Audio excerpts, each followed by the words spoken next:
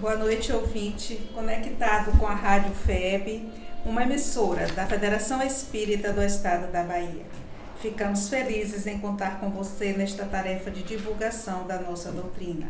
Estamos falando da Casa da Caridade Irmã Elizabeth, Salvador, Bahia. Chamados e escolhidos. Estejamos convencidos de que ainda nos achamos a longa distância do convívio com os eleitos da vida celeste.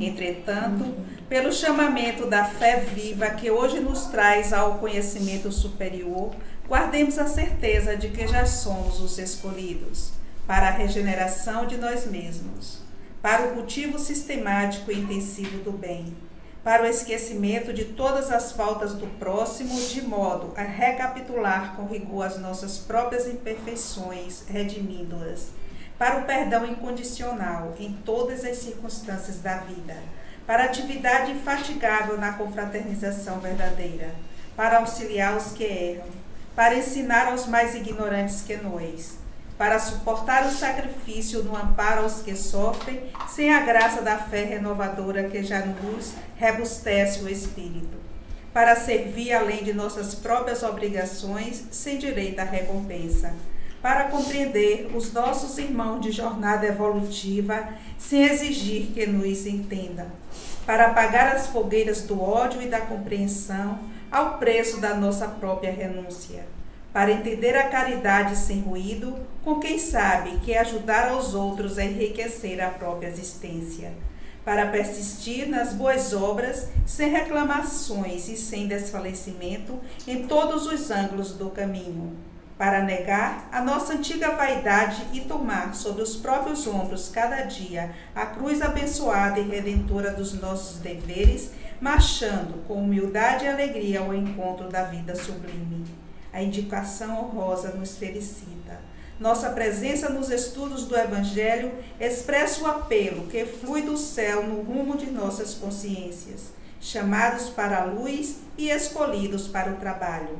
Eis a nossa posição real nas bênçãos de hoje. E se quisermos aceitar a escolha com que fomos distinguidos, estejamos certos igualmente que em breve, amanhã, comungaremos felizes com o nosso Mestre e Senhor. Do livro Instrumento do Tempo, Psicografia, de Francisco Cândido Xavier, pelo Espírito de Emmanuel. Com esta mensagem, estamos dando início ao nosso programa de hoje, solicitando a nossa irmã Lívia fazer a prece inicial. Senhor, Mestre Jesus, que a vossa luz esteja em nós, sempre.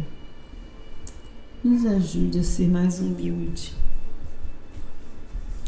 a servir com amor e abnegação.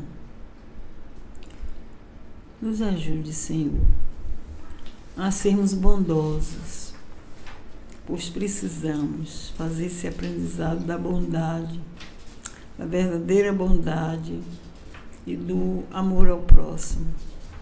Que a tua paz seja nessa casa para todos os médios e o teu amor seja para todas as famílias do Brasil e do mundo. Muito obrigada, Jesus. Na primeira parte do nosso programa Explicando Espiritismo, teremos o Evangelho segundo o Espiritismo, do Sr. Allan Kardec, capítulo 17º, O Homem no Mundo, com as nossas irmãs, Lívia e Maria Zenaide. Essa dupla, a leitura. Então, esse capítulo, sede perfeitos, né? Então, é o que Jesus recomenda e quer para todos nós, né? Que sejamos perfeitos. E é um capítulo que ele é composto com vários temas, todos eles se alinham, né? Com o sede perfeitos. Então, começa com caracteres e o homem de bem, e os superiores e os inferiores, e o homem no mundo. É esse o nosso Na verdade, fecha, né? É. O homem no mundo e depois cuidar do corpo do espírito. Enfim, então vamos entendendo um pouco, né, o que Jesus traz para a nossa reflexão, para o nosso entendimento sobre o homem no mundo. Então a gente vai lendo e conversando, né? Então, um sentimento de piedade deve sempre animar o coração dos que se reúnem sob as vistas do Senhor e imploram a assistência dos bons espíritos. Purificai, pois, os vossos corações, não consintais que neles demore qualquer pensamento mundano ou fútil. Elevai o vosso espírito àqueles por quem chamais, a fim de que, encontrando em vós as necessárias disposições, possam lançar em profusão a semente que é preciso germine em vossas almas e dê frutos de caridade e justiça. É uma linda proposta, né? Que o coração esteja limpo. Porque, na maioria das vezes, os nossos pensamentos, os nossos sentimentos são sempre mesclados com alguma inferioridade. Porque ainda somos espíritos de provas e expiações. E estamos rodeados também, na nossa psicosfera espiritual, de espíritos inferiores, enfermos, que nos induzem a pensamentos malévolos e tristes também.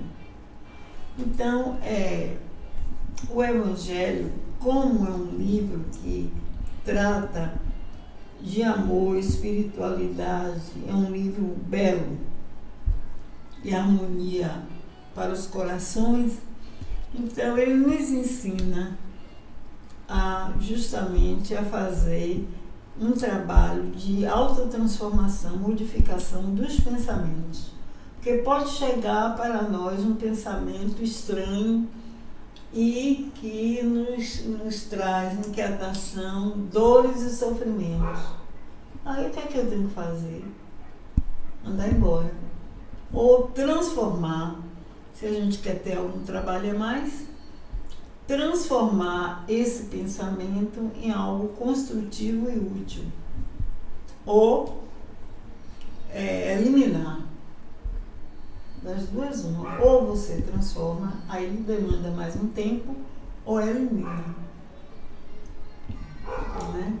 E não pode cansar. Isso aí tem que ser feito. Permanente, né? Permanentemente, porque nós vivemos rodeados de entidades inferiores. E basta que elas passem por nossa psicosfera espiritual, elas mandam lá um clichê. Aí vai logo, a gente assimila rápido pela mediunidade. E aí é dor. É dor. Eu digo assim, eu não me importo, não ligo. Mas depois eu vou fazendo uma reflexão, eu ligo sim. Quando passa qualquer pensamento, eu digo, mas de quem? Esse pensamento não é meu, é de alguma entidade. Então eu vou fazendo uma seleção sim, mas não é fácil, porque muitas vezes a gente se acomoda. A gente se acomoda naquele pensamento e até fica, sabe? Então, a espiritualidade me chama a atenção que é para não se acomodar. Não ficar... A nossa combater. Obrigação é estar atento, né? É combater as ideias que as chegam. ideias. Tem ideias muito destrutivas. Então, a espiritualidade me chama a atenção que essas destrutivas, essas ideias contrárias a nós, devemos combatê-las. Já temos consciência que não é nossa. Não é nosso. Não sabe. Pensamento. Que pensamento é esse estranho? A gente diz logo, né? Eu acho que na doutrina, para mim, eu hoje já com mais facilidade. Não é fácil de jeito nenhum, como você está falando. Mas eu já consigo, o que antes eu não conseguia perceber, eu digo, não, mas essas ideias, esses pensamentos, isso não é meu, eu não estou gostando disso. Aí fico atento, eu digo, eu é que não vou, se for uma coisa muito desagradável, eu digo, não, eu não vou querer nem saber de quem é. A gente Vai embora e pronto. Vai embora. Para não deixar demorar. Somente isso. Pois é. E aí, seguindo, não julgueis, todavia, que exortando-vos incessantemente à prece e à evocação mental, pretendamos vivais uma vida mística que vos conserve fora das leis da sociedade onde estáis condenados a viver. Não, vivei com os homens da vossa época, como devem viver os homens, sacrificai as necessidades, mesmo as frivolidades do dia, mas sacrificai com um sentimento de pureza que as possa santificar. Eu acho interessante essa recomendação, né? Porque essa coisa de digamos assim, de fugir da realidade, da vida, da sociedade. Se eu sou um membro dessa sociedade, pertencente a ela, então... Se vir as coisas dessa geração, como é que a gente pode fugir? Nós não podemos, não devemos, de tudo, participar, fazer uma seleção também. Mas viver a vida em comum. É muito importante. A vida social, sim. Viver conforme a época. A época. A geração. Porque a minha geração, com certeza, é diferente da geração, digamos, da minha mãe, dos meus antepassados, como diferente dos filhos. Já é um tanto netos. Diferente dos filhos e dos netos mais ainda. Né? Porque a gente tem que saber verificar isso. E cada geração tem as suas ideias, tem o seu ponto de vista, tem o modo, a moda, né? Que às vezes não é mais a nossa, mas nós temos dever, obrigação de entendê-los, compreender, né? Um exemplo agora nós estamos vivendo e tendo a consciência de muita violência. Mas não é necessário que a gente sabe que ela existe, mas não precisa estar toda hora falando naquele mesmo assunto, aqueles mesmos pensamentos, temendo e fazendo com que ele cresça, porque a proporção que está todo mundo falando daquilo está crescendo. É uma energia, né? E a gente vai percebendo como muita coisa se repete, muita coisa, né? E às vezes de formas diferentes. Né? Não é que hoje seja mais violento do que ontem. É porque hoje é mais divulgada a violência. Eu também penso assim, porque se o passado nosso, se nós temos... Foi a barbárie. Foi a barbárie. Nós somos muito... Hoje a gente já é um pouco melhorzinho do que no passado. Então, a violência estava lá, só que estava muito mais bem guardada. Porque a gente não tinha os meios de comunicação para transmitir de imediato o que está acontecendo. Agora nós temos. Acontece uma coisinha lá na América, lá nos Estados Unidos, lá na Europa, a gente hoje sabe que agora. Às vezes agora, né? Agora. Não precisa nem deixar para amanhã. Né? É isso. É de imediato. É de imediato. Então a gente está sabendo. E antes não. Nós só lemos em jornal, às vezes ouvíamos no rádio. E quando não tínhamos rádio? Isso tudo. Então eu acho que hoje a violência não aumentou. Pelo contrário, a violência diminuiu. Agora, a divulgação é que é muita. Está de sapato alto. Está. É no toque. Abre tudo. A mídia interessa isso, né? Abre tudo. E os escândalos também. Se a gente observar, final de semana passada a gente estava comentando em casa determinados eventos que acontecem na sociedade, bons, coisas interessantes, e que a mídia não é divulgada. Não se dá conta. não acha interessante, não divulga, não é?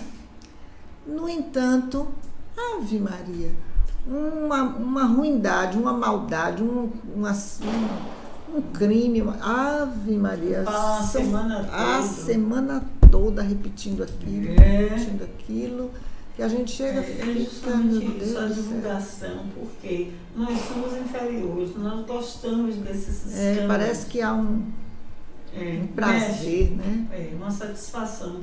É um mórbido prazer. O mal divulgado. Então, isso é verdade. Parece que tem um certo prazer. Olha que quando tem um acidente, a gente diz, ai que horror, mas se não corre tudo para cima. Quer ver. Todo mundo quer saber. Quer ver a tragédia, o que aconteceu, quebrou o osso, não sei o que, papapá. Então, parece que a gente ainda se compraz nessas coisas, nessas ruindades, não é? Enfim, então, tudo isso de respeito ao homem, a nós que estamos no mundo, porque o mundo, na verdade, é o que eu sou.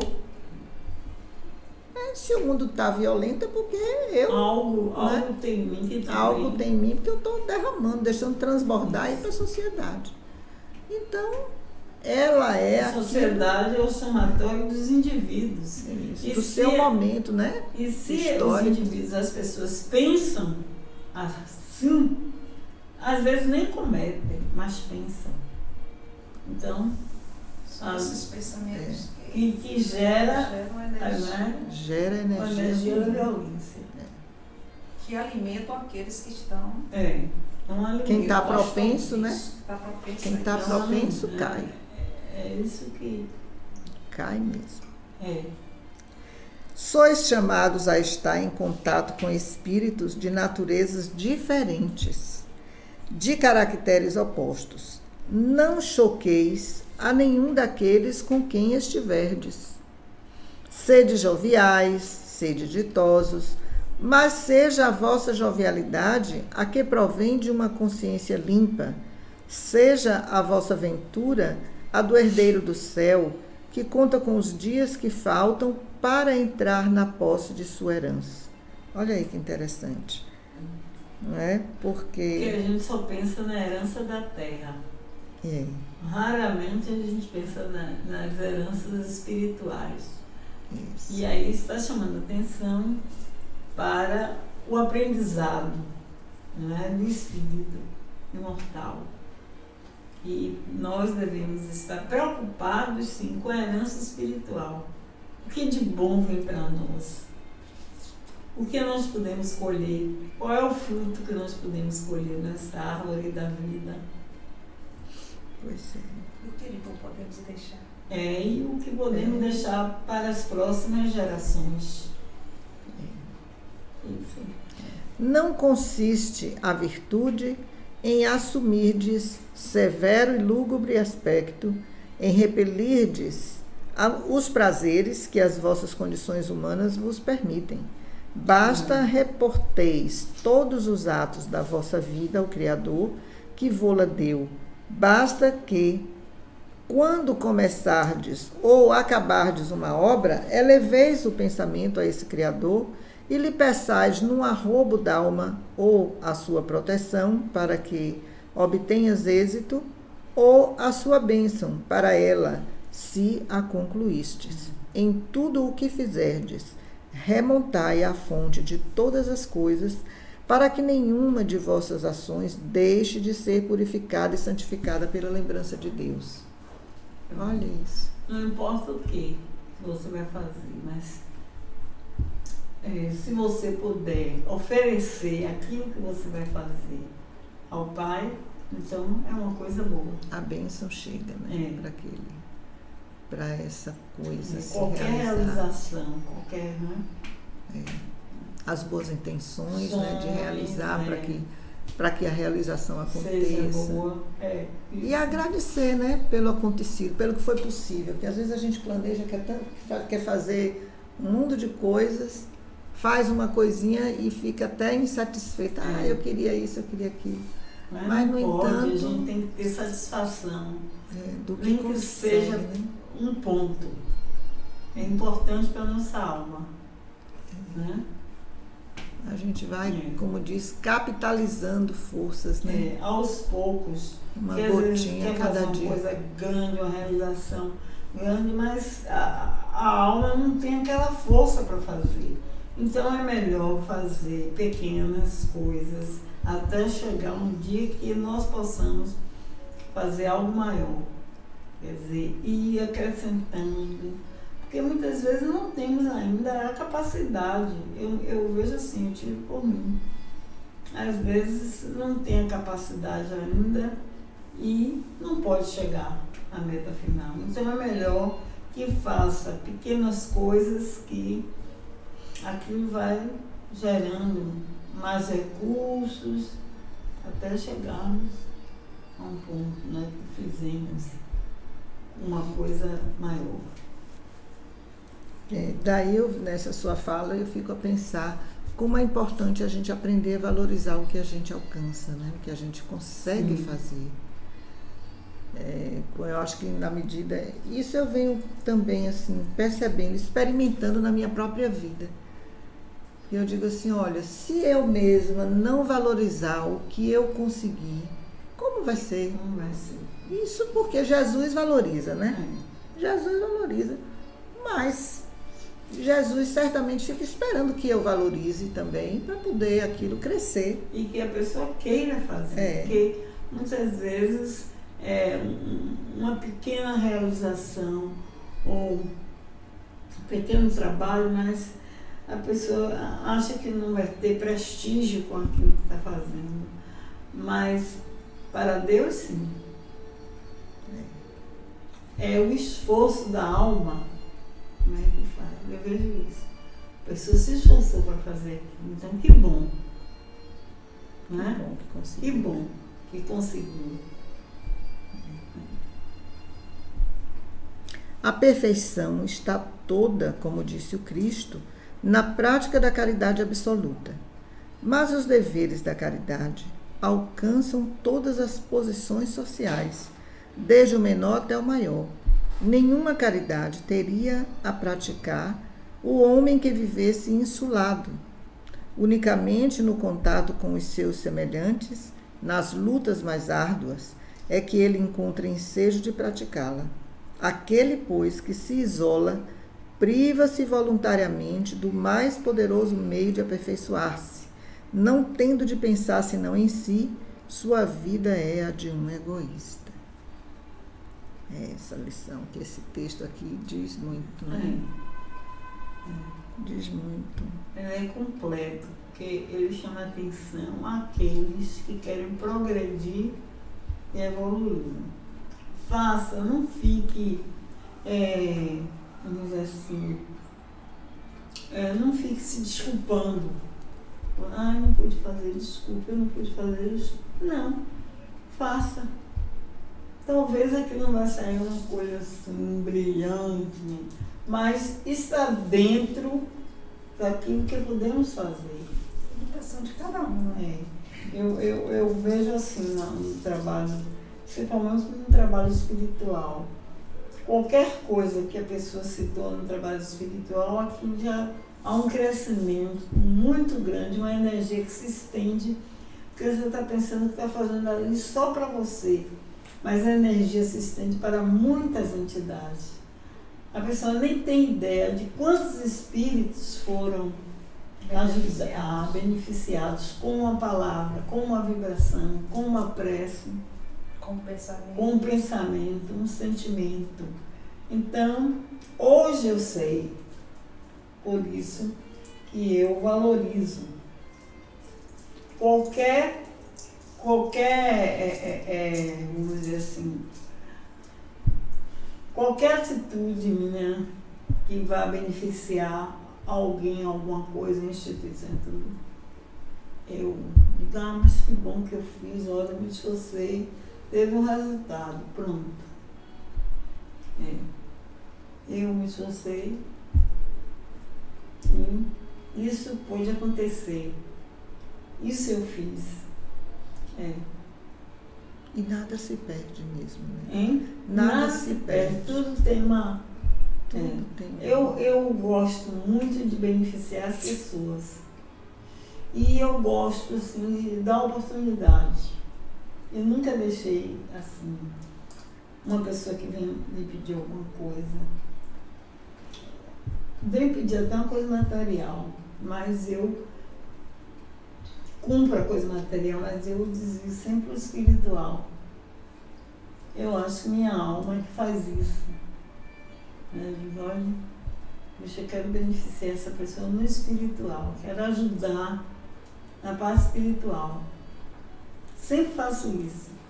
Eu gosto, porque eu tenho sempre a oportunidade aqui nessa casa de trabalhar a parte espiritual. Então, eu tenho interesse em relação às pessoas, então, que as pessoas também partilhem comigo essa parte espiritual, que desenvolva, que cresça, que progrida, sabe? Eu fico feliz quando o outro faz ou se coloca, eu me sinto bem. Aqui eu aprendi muito isso em outra casa, quando eu trabalhava diretamente assim com o Dr. Bezerra. Eu acho que eu aprendi isso com ele. Abrir espaço para que as pessoas trabalhem. Quer dizer, ele me intuía para isso.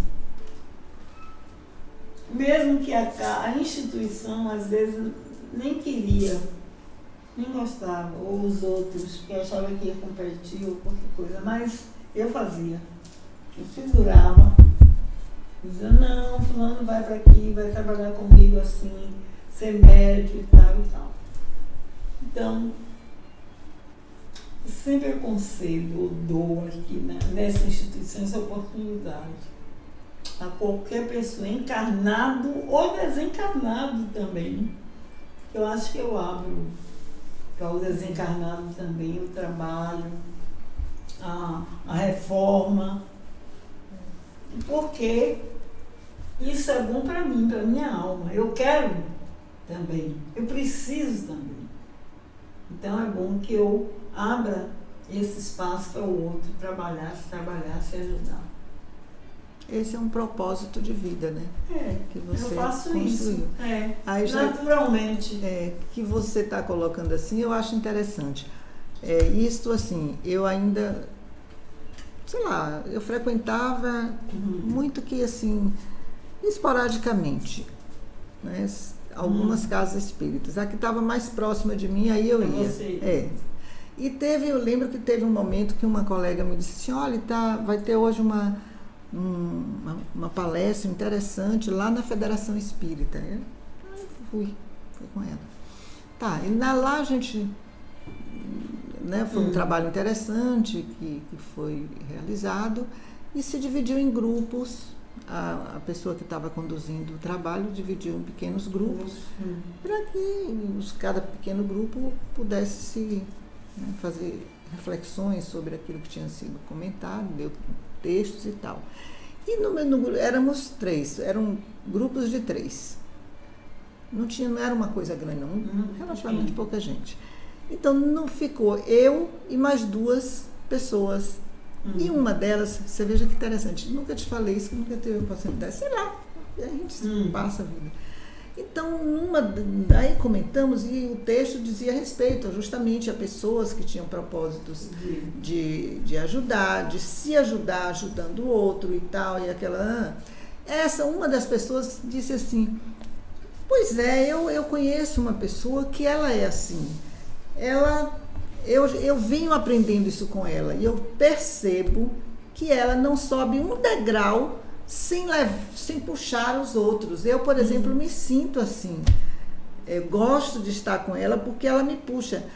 E aí, já foi conversa daqui, e aí ela diz assim, pois é, Lívia.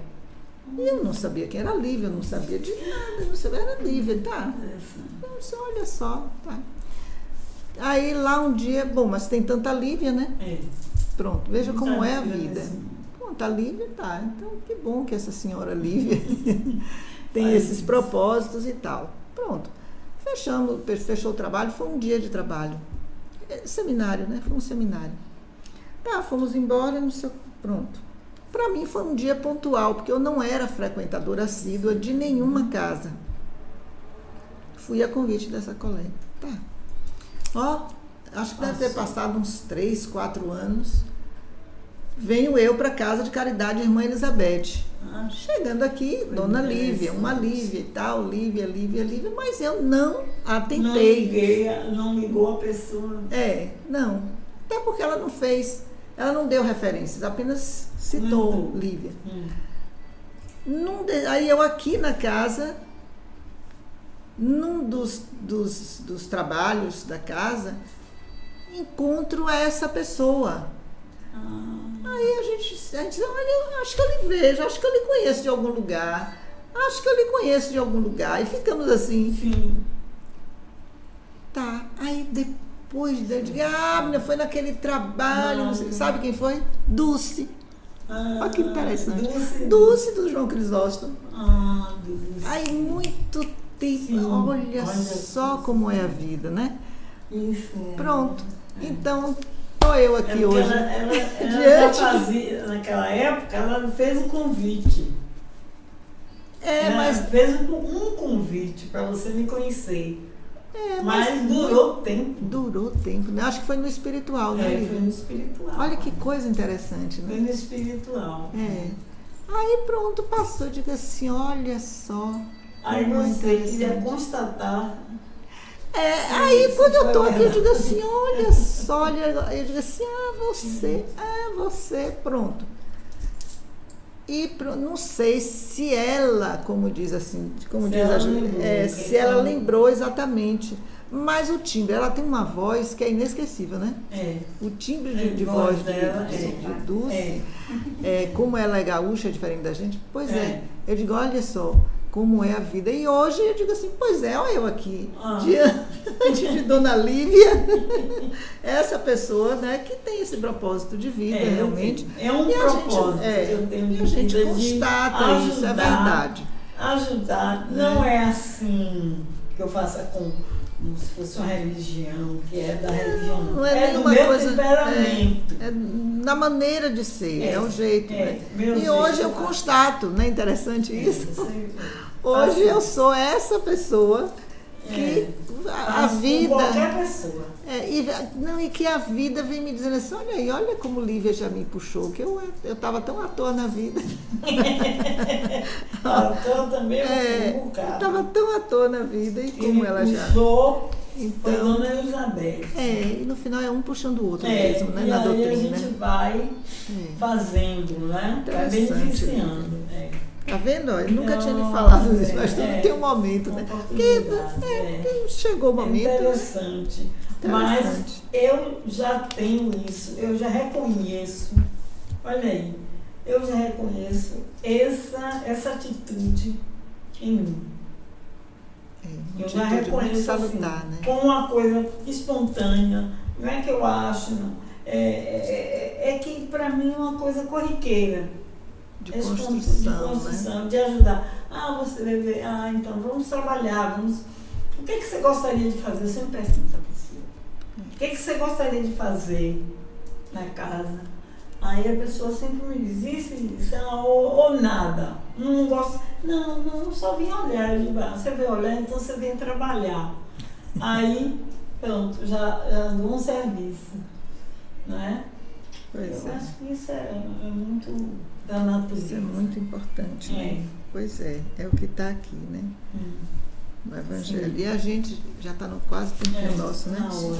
Pois então, e finaliza assim, não imagineis, portanto, que para viverdes em comunicação constante conosco, né, com os espíritos superiores, para viverdes sob as vistas do Senhor, seja preciso vos silicieis e cobrais de cinzas. Não é isso. Não é? Não.